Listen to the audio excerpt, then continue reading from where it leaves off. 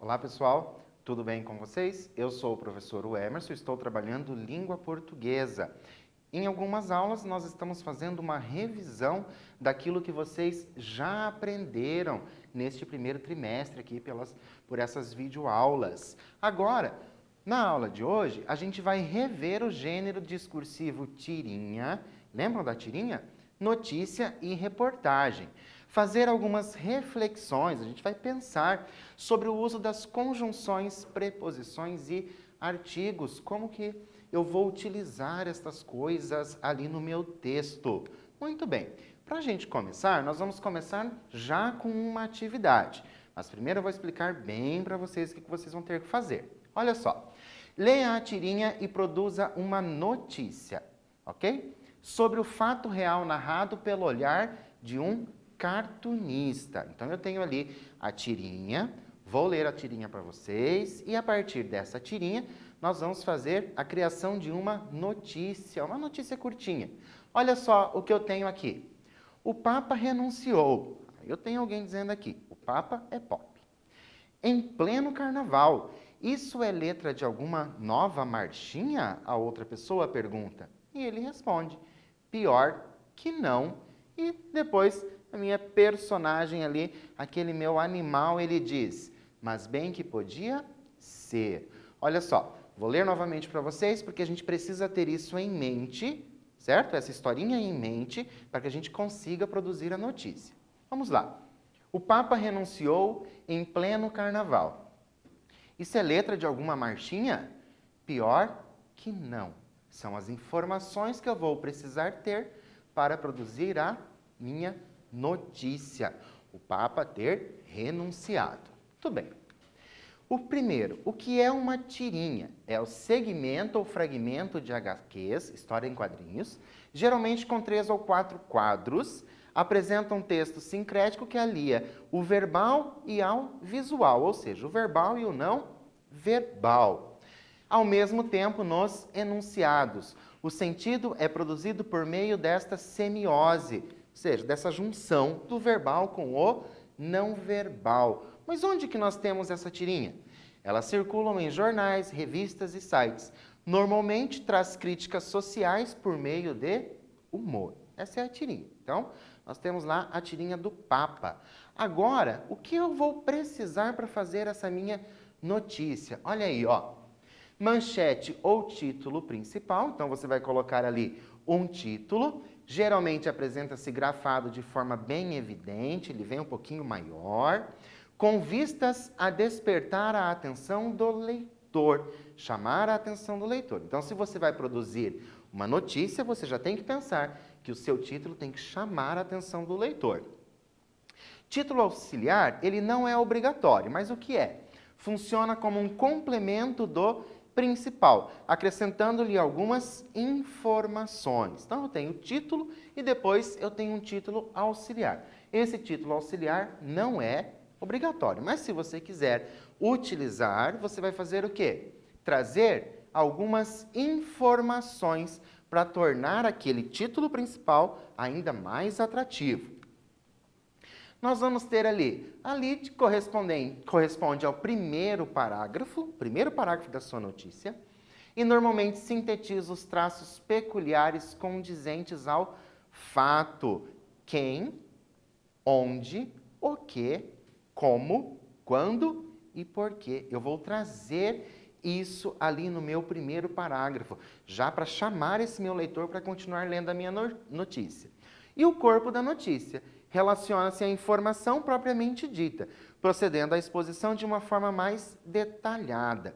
Então, eu vou produzir aí uma notícia no caderno, baseada naquela tirinha sobre o Papa. O que eu vou ter que ter? Tenho que ter o meu título, depois eu tenho que ter ali o meu primeiro parágrafo já dizendo as informações, quem, onde, o que, como, quando e porquê, e depois vem o corpo da minha notícia. Vou fazer isso ali, então, em 2 parágrafos. Só para vocês entenderem, trouxe aqui, ó, a manchete ou o título, certo? Depois, quem, onde, o que, como e quando acontece aqui, ó, já no primeiro parágrafo, e depois traz ali as informações mais detalhadas. Vou dar um tempo para vocês fazerem esta notícia de vocês aí no caderno e volto para a gente dar continuidade à nossa revisão.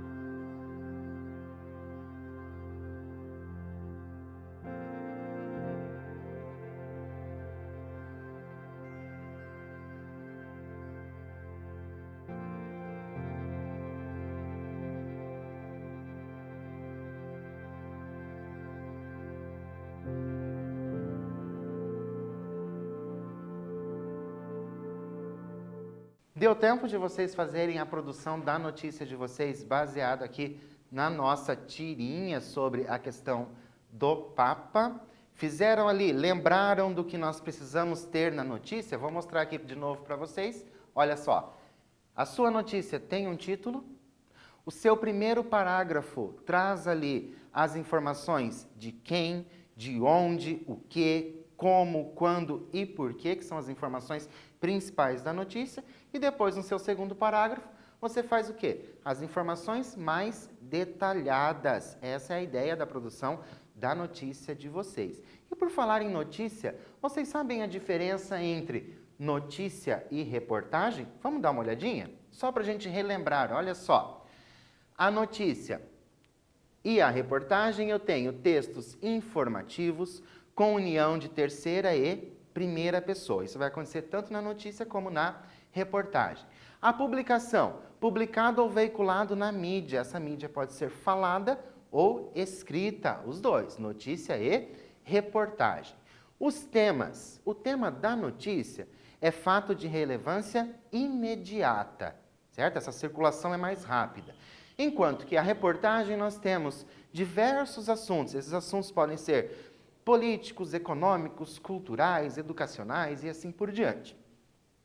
A linguagem da notícia, ela é formal, simples, clara e objetiva.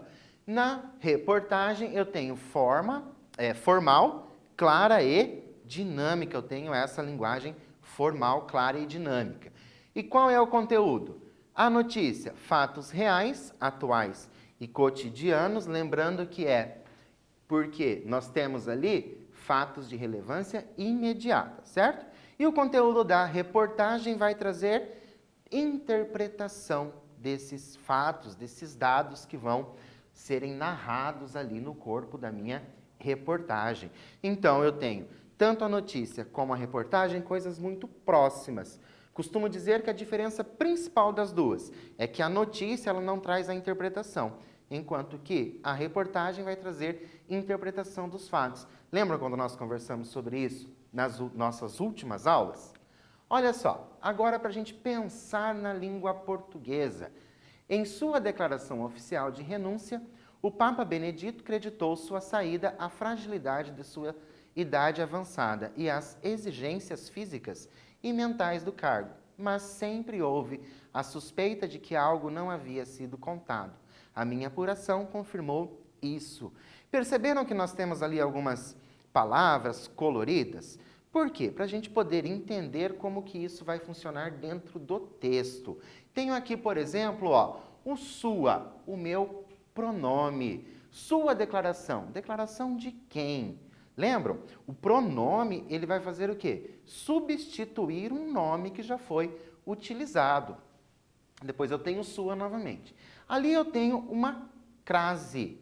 Uma crase. O a com a crase, que é uma preposição. Lembram disso? Então eu tenho o a, o de, o as, o a e o de novamente como preposições. Aqui eu estou fazendo o quê? Unindo duas orações, certo? Aquele de e o que. Então, eu tenho a função dessas palavras dentro do meu texto, para tornar o meu texto muito mais coeso, ele é mais bonito, mais gostoso de ser lido.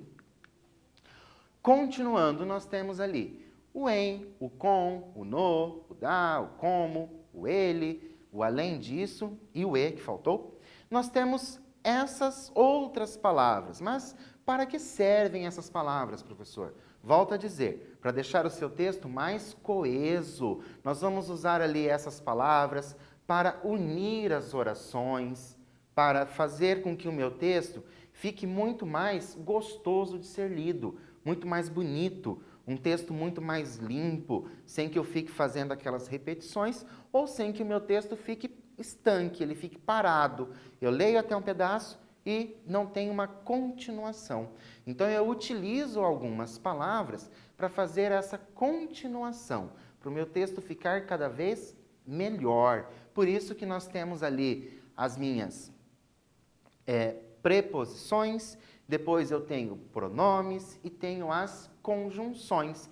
Lembram? As conjunções, a gente falou na aula passada ali, das conjunções coordenadas. Todas elas vão me ajudar para tornar o meu texto mais claro, esse meu texto mais coeso, o meu texto vai ficar mais bonito. A gente precisa começar a utilizar estas palavras. Lembrando, sempre procurar não ficar repetindo muito, para o seu texto não ficar cansativo. Agora, uma atividade. No último quadrinho aparece um pronome indefinido, o tudo. O pronome indefinido é o tudo. E outro demonstrativo, o isso. O que esses pronomes retomam no texto? Lembram da função dos pronomes? Retomar alguma coisa no texto? Vou ler a tirinha para vocês. Como foram minhas férias? Fiz vários amigos, corri pelo campo, joguei futebol, viajei todo mundo, escalei montanhas, ganhei prêmios. E tudo isso no mesmo videogame. Olha lá o tudo isso. Qual é o exercício de vocês? Verem ao que tudo isso está se referindo. Vou dar um tempinho para vocês releiam a tirinha e vejam ali o que esses pronomes, o tudo e o isso, retomam no texto. Um tempinho para vocês resolverem, volto para corrigir e continuar com a nossa revisão.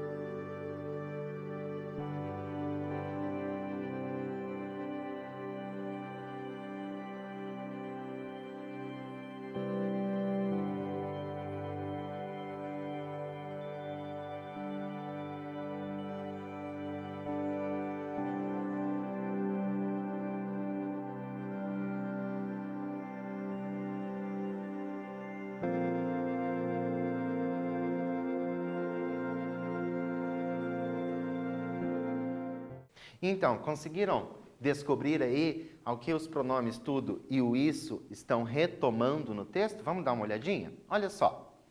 Os pronomes tudo isso funcionam como elementos coesivos, lembram? Coesão de retomadas. Fiz vários amigos, corri pelo campo, joguei futebol, viajei todo mundo, escalei montanhas, ganhei prêmios. Tudo isso no mesmo videogame. Então, o que é esse tudo isso? Tudo isso aqui mesmo, ó.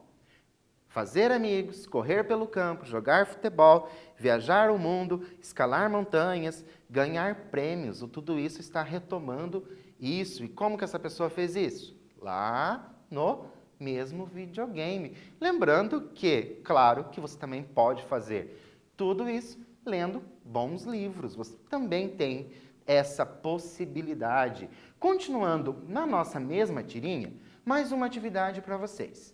No segundo quadrinho, quem é o sujeito das ações e quantas orações temos nesses enunciados? Lembram, nós falamos na aula passada, como que eu conto a quantidade de orações. Como você descobriu o sujeito e você vai explicar. Então, de novo, ó. Segundo quadrinho, quem é o sujeito da oração? Como que você sabe que aquele é o sujeito? Como que você descobriu isso? E quantas orações eu possuo? Vou dar um tempinho para vocês lerem o segundo quadrinho e responderem essas questões e eu volto para a gente continuar com a revisão.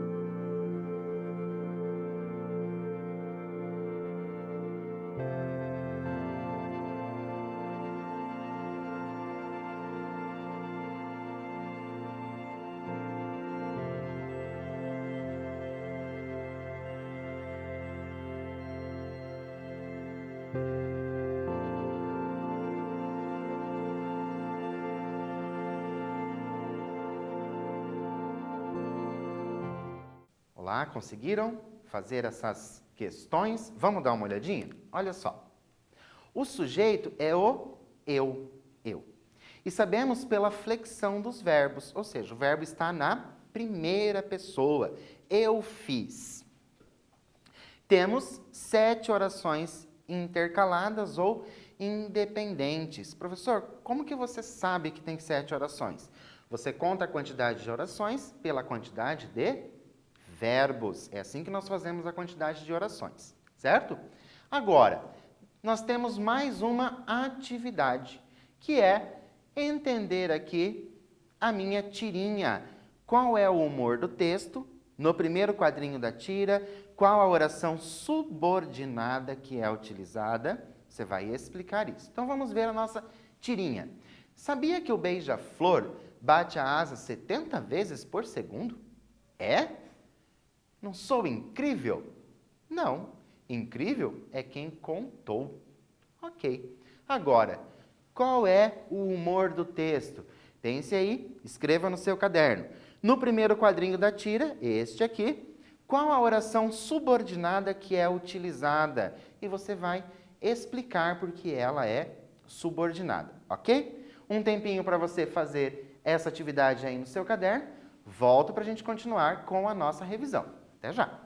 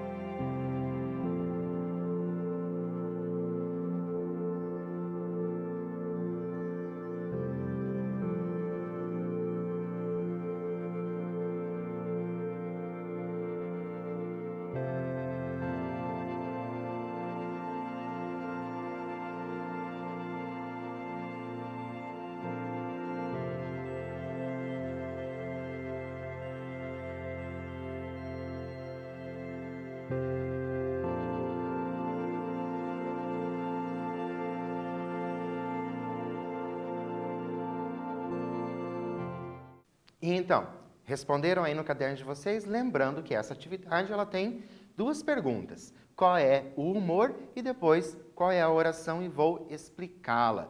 Primeiro nós vamos ver qual é o humor. O humor está na resposta do ratinho. Incrível é quem contou, quebrando a expectativa do passarinho, que estava achando ali que ele era incrível porque batia 70 vezes a asa. Mas não, é quem contou que achou incrível. Essa é a parte do humor. E a minha resposta 2.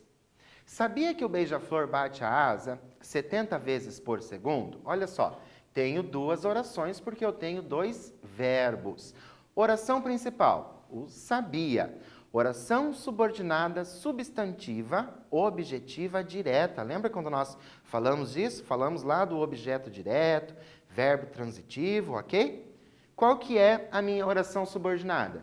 Que o beija-flor bate a asa 70 vezes por segundo. Professor, como é que você sabe que é objetiva direta? Simples, ó. Sabia o quê? Que o beija-flor bate a asa 70 vezes por segundo. Olha só. Objetiva direta, pergunto ali o quê? Eu tenho um objeto direto funcionando ali na minha oração. Olha só as orações que nós já vimos. Subjetiva vai ter a função de sujeito. Lembram disso quando nós falamos sobre isso? Objetiva direta, função de objeto direto. A objetiva indireta, função de objeto indireto. Depois, a predicativa, função de predicativo do sujeito. A apositiva, que não faz muito tempo que nós vimos isso, a função de aposto. E depois a completiva nominal, função de complemento. Peço que vocês verifiquem aí no caderno de vocês todas essas orações, as anotações que vocês fizeram, porque isso é importante para vocês sempre estar relembrando aquilo que vocês já aprenderam, certo?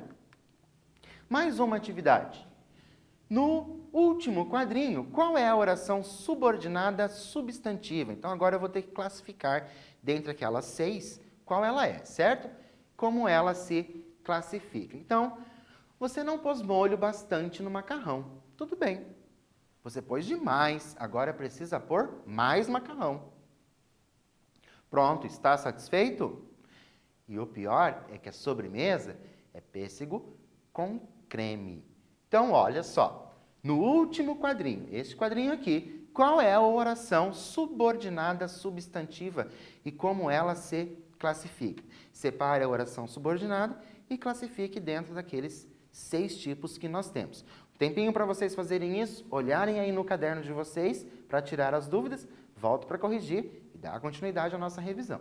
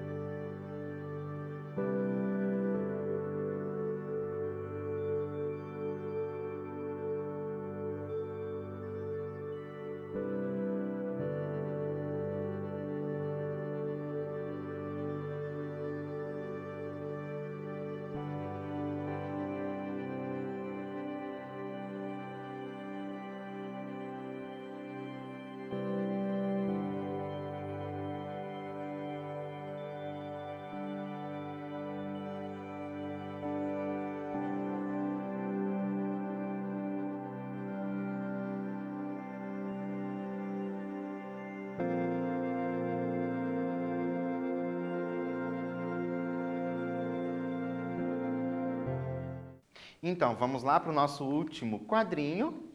Pronto, está satisfeito? E o pior é que a sobremesa é pêssego com creme. Qual é a minha oração subordinada? Que a sobremesa é pêssego com creme. Que tipo de oração subordinada eu tenho ali? Uma oração subordinada substantiva predicativa. Lembra? Nós temos ali o verbo de ligação, foi uma das dicas dadas para vocês. Agora, eu tenho aqui para vocês relacionarem essas minhas orações. Então, eu tenho, meu desejo é que haja paz, meu desejo é um só, que haja paz, convém que haja paz, necessito de que haja paz, e eu acho que necessitamos de paz. Vocês vão fazer a relação. Olha aqui as opções que eu tenho, somente relacionar essas minhas opções às minhas orações. De novo, um tempinho para você pesquisar aí no seu caderno ou relembrar e volto para corrigir e começar a finalizar a nossa aula.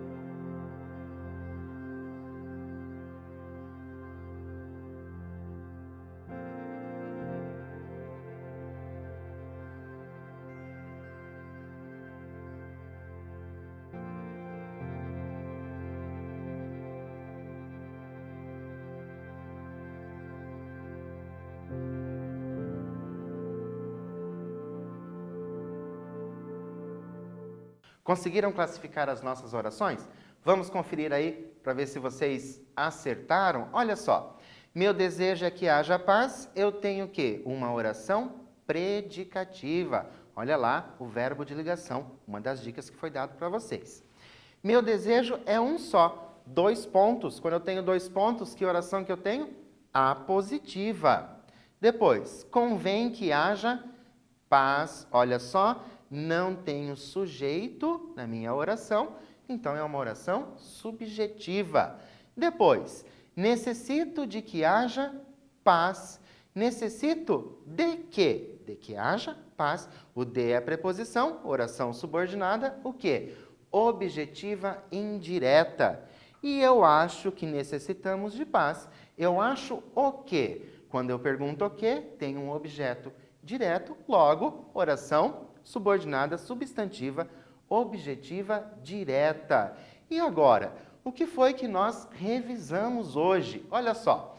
Notícia é diferente de reportagem, lembrando sempre que a principal diferença está no fato de interpretar os dados, certo?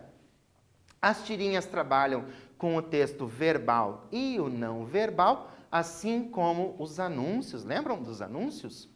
A importância das preposições, artigos e conjunções para o texto, lembra? Para unir orações, para o seu texto ficar mais coeso. Revemos as orações subordinadas substantivas. Quais são essas orações? Subjetiva, objetiva direta, objetiva indireta, predicativa e apositiva. Nós revimos essas orações. Então, vejo vocês na nossa próxima aula. Daremos continuidade à nossa, o quê? A nossa revisão. Relembrar o que nós estamos aprendendo. Por hoje, agradeço e até a próxima.